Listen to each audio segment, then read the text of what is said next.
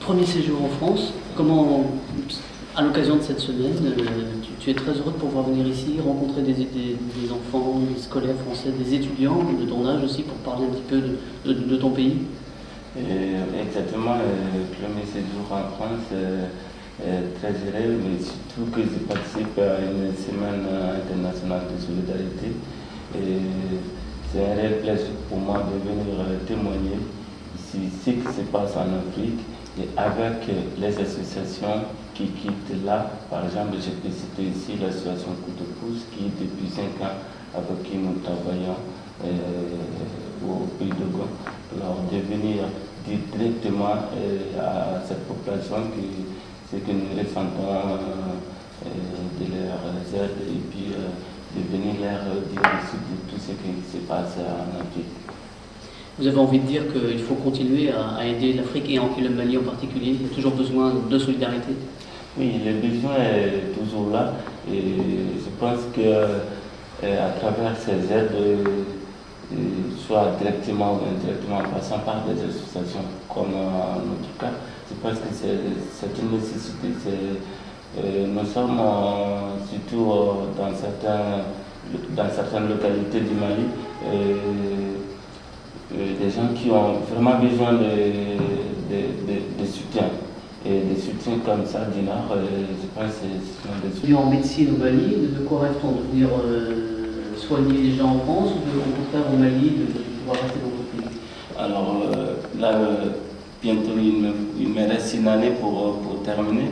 Et pour moi, la médecine, c'est une vocation. Et je ne l'ai pas fait pour venir travailler, pour gagner de l'argent en France. Mais je vais rester au Mali, soigner, et je ne vais pas rester même à la capitale. C'est une décision que j'ai prise et je vais aller dans les campagnes, là où il y a une couverture sanitaire assez très faible. Et je pense qu'en faisant ça, la population voir un de leurs fils venir les soigner. Alors je pense que c'est une très bonne chose et voilà pourquoi j'ai pris ce chemin d'être médecin. Dernière question, qu'est-ce que tu as envie de dire à tous les Maliens de ton âge qui rêvent que d'une chose, c'est de venir vivre et travailler en France? Ils ont tort, ils doivent soutenir leur pays? Oui, quelle qu'en soit la distance, ils resteront toujours maliens. Ils doivent, de loin ou bien de près, ils doivent toujours penser à leur pays. Et fuir, je pense que le Mali, ce n'est pas la solution pour le Mali. En laissant le Mali derrière eux et en n'ayant pas un regard positif sur ce Mali-là, je pense que ça ne fait que diminuer la chance pour le Mali dans le développement.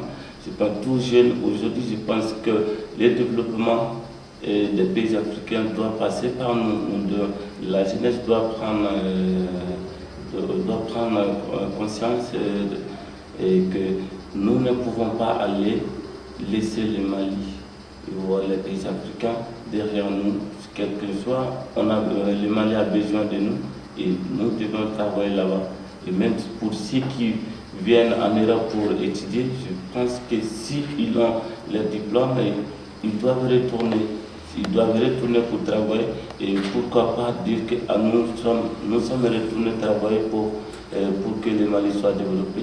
Et un jour, si tous les jeunes ont cette idée, je pense qu'on verra un pays développé et puis je pense que ce serait une bonne chose. Merci.